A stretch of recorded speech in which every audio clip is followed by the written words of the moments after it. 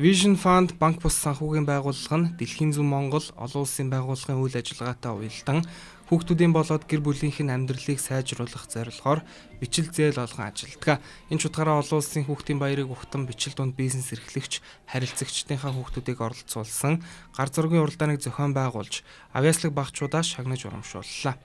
Би өвөөгөө холбоочин стан тэнцэлж явах зурсан.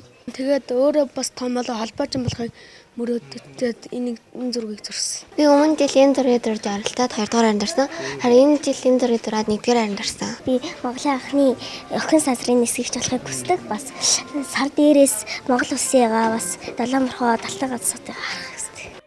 Өнөөдрийн байдлаар Vision Fund-ын салбар 30 гаруй оронд үйл ажиллагаагаа явуулж нийт 4.4 сая хүүхэд Монгол улсад 16,800 хүүхдэд эерэг нөлөөллийг үзүүлэн ирээдүйд идэх итгэлийг бэлэглэж байна.